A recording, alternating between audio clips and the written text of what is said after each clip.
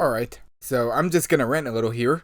You know, I went to go see the new Fantastic Four movie, and I'll tell you what I thought about it in a second, but you know what really bugs me about going to see a movie in the theater? Not having to use the bathroom during the movie. Because if you do, you'll miss a piece of information from the movie, or you miss out on a cool set piece that everyone glazed about, and it's your fault because you didn't use it beforehand. But in my case, I did, but for some reason your bladder just decides to, no, you have to go again. So you just sit there and try to enjoy the movie as best you can as you wait to go use it again.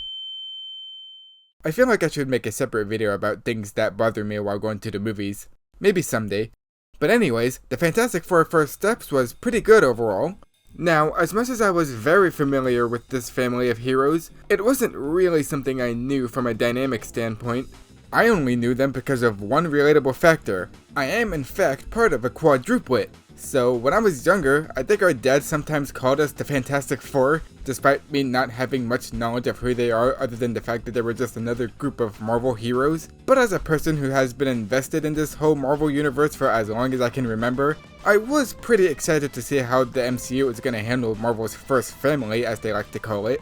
Well, I was a little iffy on the cast, especially with Pedro Pascal as Reed Richards, but it wasn't a terrible casting, and overall I just didn't mind it.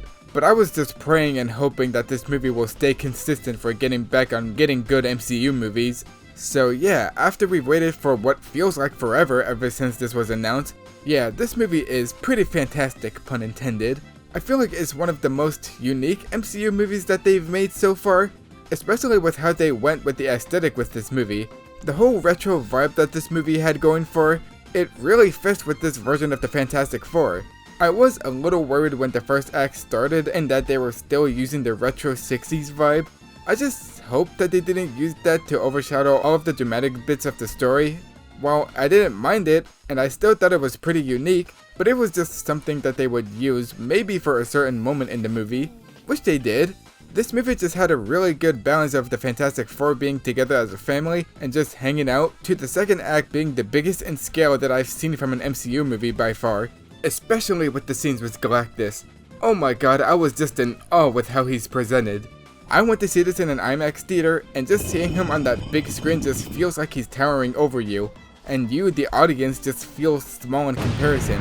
Plus, the score for this movie is probably the best music that I've heard in an MCU movie in a long time. Normally, I don't listen to any soundtrack for movies until I actually watch them firsthand, but for this, I just got very attached to the main theme for this film, and I've just been listening to it non-stop, even months before this movie came out. It's just really good, and I can't get enough of it.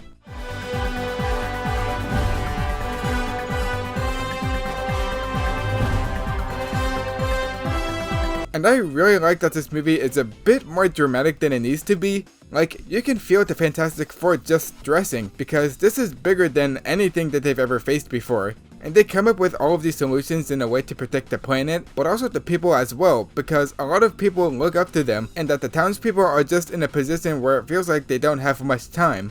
I just really like how high the stakes were in this movie. The Fantastic Four themselves are just as lovable as you can imagine. The character I didn't expect to like as much was Johnny Storm. Maybe it's because Joseph Quinn was in Stranger Things and I really like his performance in that show, and with here, it just feels like he just kept that same energy with this character that he was given. And I just feel like he stands out of all the cast members, and he has his own little arc that he gets, and I just really like it. Both Reed Richards and Sue Storm have a dynamic that I found in a way that was real, because they both disagree on the solution that they try to fix to not let the world end. And to me, it just feels distinctly impactful and investing. I kinda wish that Ben Grimm the Thing had a little more to do. I still find him to be a pretty enjoyable watch, but to me, I feel like he just doesn't really get a lot to shine like the others do, which was a bit of a letdown. But as far as problems go, I feel like to me the first act kinda went by a little too fast, and it kinda feels like I didn't get enough time to get fully attached to the characters as much as I wanted to. This isn't really a problem, but it was just something that sort of stood out to me. Before this movie came out, apparently John Malkovich was supposed to have a role in this movie as this character named Red Ghost, but he got cut out of the movie entirely. So I just find it strange that they added him in that first trailer, and then later on he's just not gonna be in the movie at all.